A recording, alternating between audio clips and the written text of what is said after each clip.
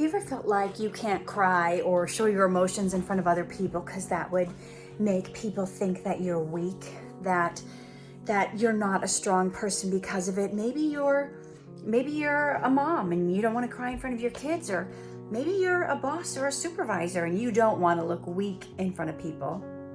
Not saying you should all the time be crying at work or whatever, but have you ever felt like, I can't cry because fill in the blank, because I'm a man, because I'm a boy, boys don't cry, all the stuff that we've been told. If you cry, you're a sissy.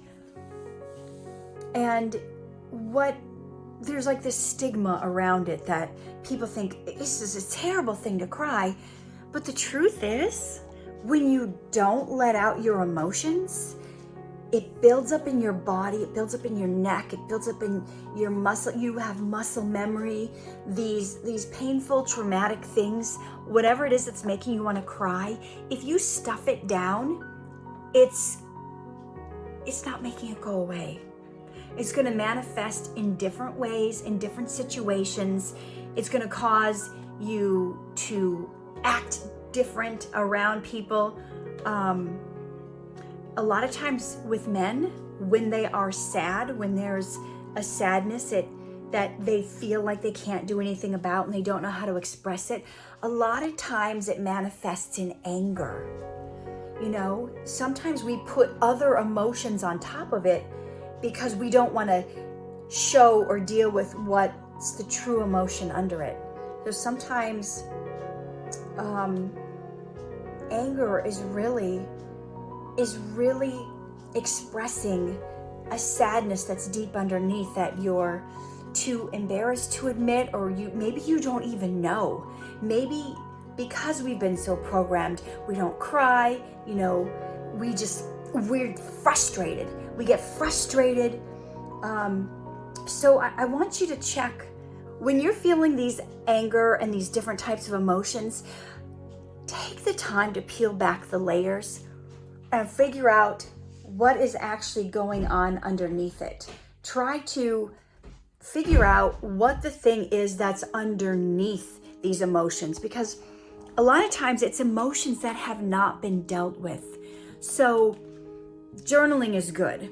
I notice when I am so busy and I don't have a lot of time to journal like I used to, I am carrying so many more emotions. I am on edge more. I'm not at peace as much. I have different levels of sadness. If you have sadness, you gotta let it out. And it doesn't, sometimes we go, oh, but I'm sad over this thing that's so stupid. It's a silly thing. I shouldn't even be sad about it. And then we judge ourselves for having an emotion around something that seems silly or insignificant. And the best thing you can do for yourself is not to judge yourself for having an emotion. All emotions is the body's way of trying to speak to you. Emotions are the body's way of telling you, hey, something isn't right. We got to deal with this thing. So instead of trying to pretend you don't have the emotions, to shove down the emotions, which is just going to make you sick, right? When you don't deal with these things, when you're not at peace and you're not at ease, you have dis-ease. You get disease. You get diseases in the body. And there's been so many studies now that show how prayer makes a difference in disease, but so does getting rid of certain emotions that are blocked. So there's been, documented instances of people when they've forgiven someone that they've been holding anger or bitterness or a grudge against, they're able to release diseases off their body, cancer and different types of things. Now, I'm not saying all diseases are related to shoved down, stuffed up emotions, but some of them are.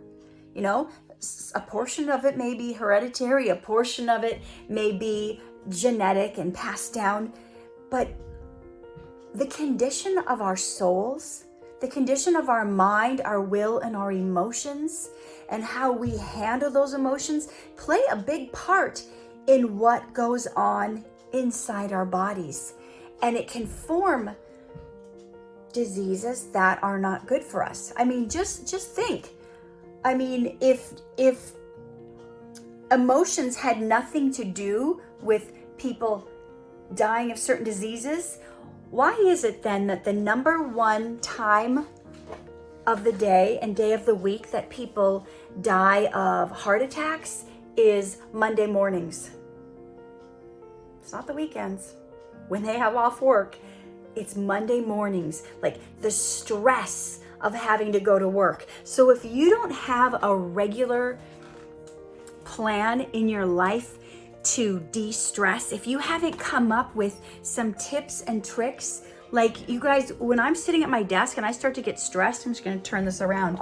I have got all different kinds of oils.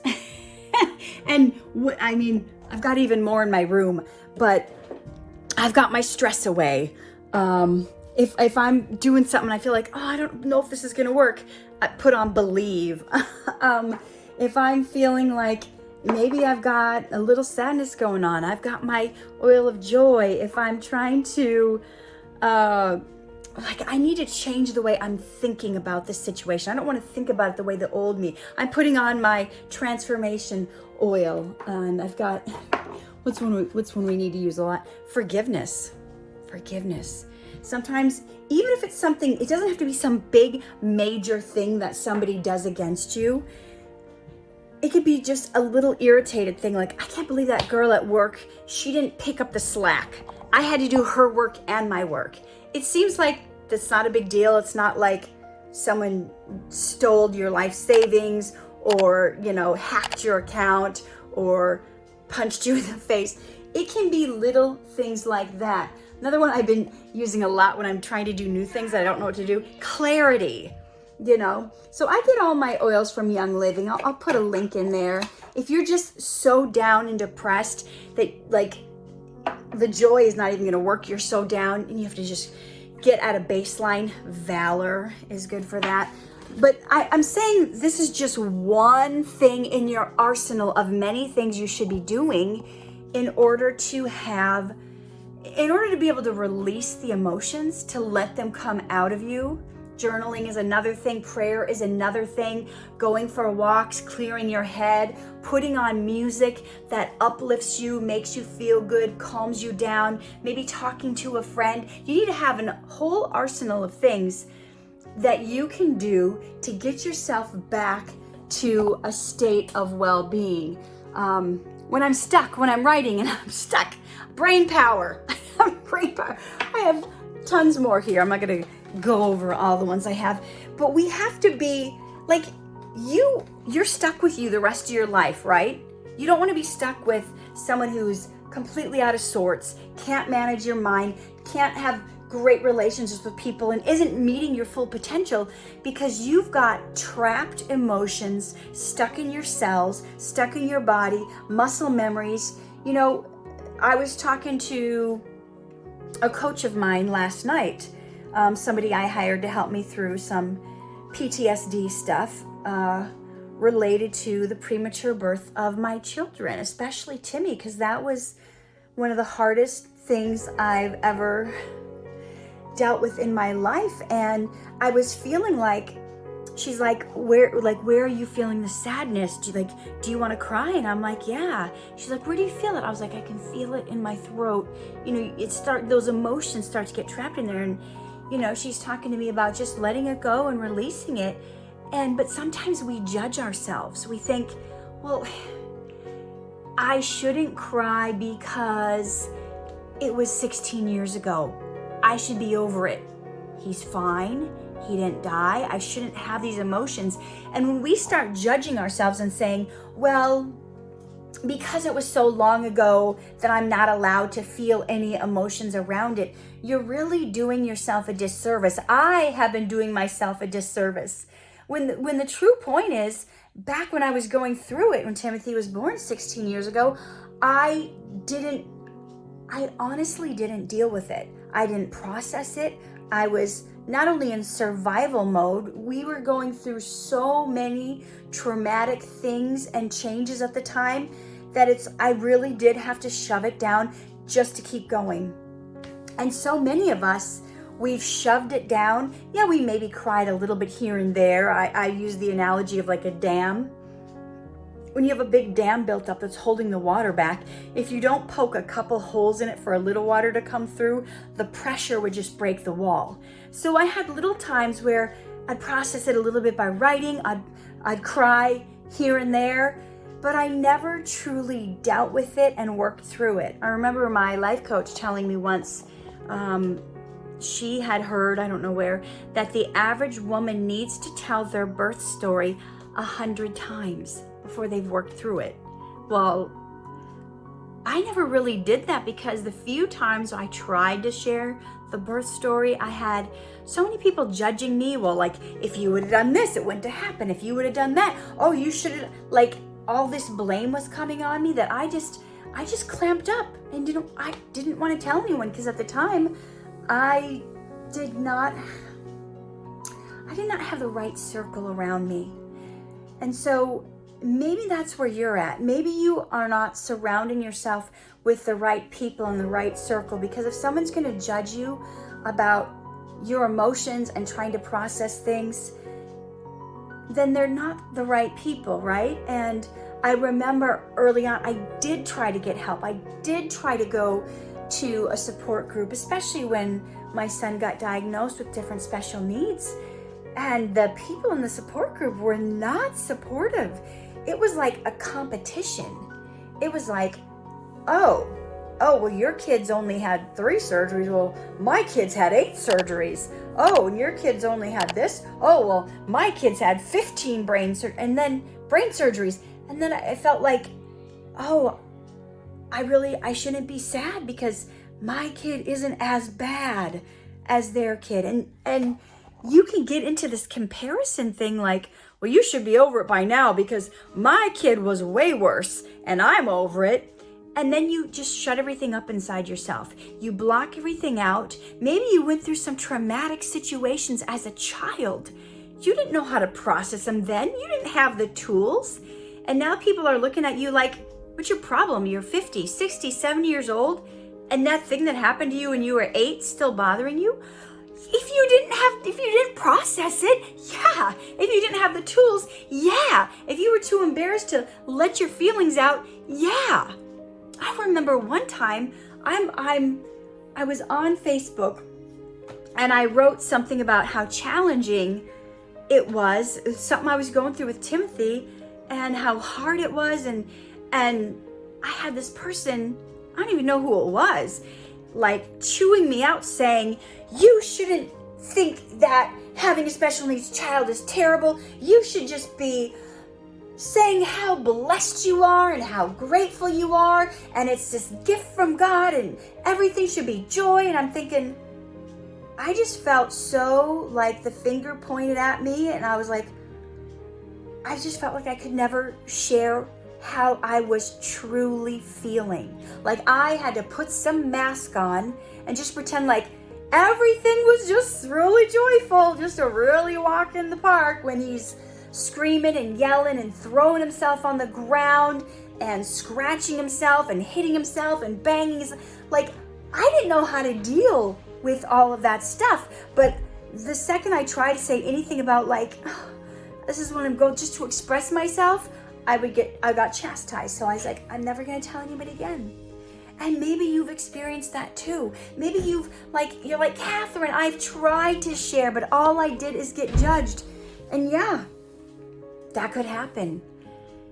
But please don't let that stop you. If you need to hire people to get help, I have had at least 5 life coaches. I've had, I've done hypnotherapy to deal with PTSD. I've done deliverance ministry. I've read so many books, taken so many courses. I'm not giving up. And please, you don't give up either. If you need to talk to a therapist, if you need to talk to a counselor, if you need to have a coach, if you need to do some sessions, if you need whatever it is, don't give up on yourself, because shoving down your emotions is going to wreak havoc on your body.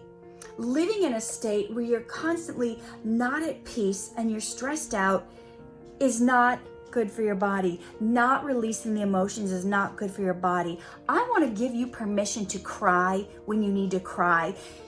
Yell into the pillow when you need to yell. Process the emotions, get it out of you, but quit trying to constantly always shove it down just to prove to people that everything is honky-dory, that everything is always okay. Yes, I'm an encouragement coach, and I'm going to encourage you to eventually get on the other side of that. But if you haven't dealt with it, you got to deal with it first. You don't want to stay stuck there, right? And only dwelling on the misery. We want to bring in some other tools to get you back and to not be stuck in that place, to not be stuck in the trauma of what happened. Because you have to remember too, there's been lots of beautiful things that have happened in your life. And we can choose what we focus on. But if you're the person that has been hiding it, shoving it down, not dealing with it, not processing it, judging yourself, saying, well, it wasn't bad enough. You know, if you lost a leg, or you lost a child, or you lost a spouse, having somebody tell you, what are you complaining for? You only lost a leg, big deal. You can get a prosthetic leg. Look at this person over there. They were born with no arms and no legs. And then you're feeling shamed into feeling like you can't mourn over your limb just because somebody else wasn't born with any. You know what I'm saying? This whole judgmental thing we have as a society that, oh, because this thing is worse, then you can't have, mourn over your thing. You guys saw me interview Christina Napoleon on my channel a while ago when she lost her husband and she had wanted to have another baby with him. She talks about this in her book. People would say things to her like, well, it's a good thing you're still young because you can get remarried and have another baby. Like, that's not something you'd say to somebody when they've lost a spouse. Like, it's okay, you're young enough that you can find another one. Let people grieve, let people feel, right? So you know yourself. You know if you've been shoving it down and that you need to deal with it, or whether you have been dwelling on it too long and you do need to get to the next phase in your life to have a productive, beautiful, healthy life, right? There's it's good to have a time limit on certain things, and like the Jewish culture, they mourn for a set number of days and then they get back to normal life. That's not always something that's doable when we don't know how long it's going to take us. But the point is, it's going to take a whole lot longer if you shove it down and don't deal with it. So deal with it. If you haven't dealt with it, deal with it. Let it out. Let out the emotions. Let out the anger. Let the frustration. If you're at work and something comes up, go in the bathroom and cry. Go to your car and cry. Do whatever. I sometimes tell some of my clients to, hey, if you just need to let it out, you don't want to trap it in your body and push it down and pretend like the emotions or the feelings aren't happening, but you don't want to stay stuck there, so you set a timer. Let yourself cry for 15 minutes, but when the timer goes off, we're going to focus on our goals. We're going to focus on something that makes us happy. We're going to do something that brings us joy, because we also don't want to stay stuck there. So if you need to let something out, let it out. Don't judge yourself. Doesn't matter how much time has passed. Your journey of healing is going to be different than everyone else's journey of healing. What you've been through is different than what anyone else has been through. What feels like a heavy thing to you may feel like not much to me.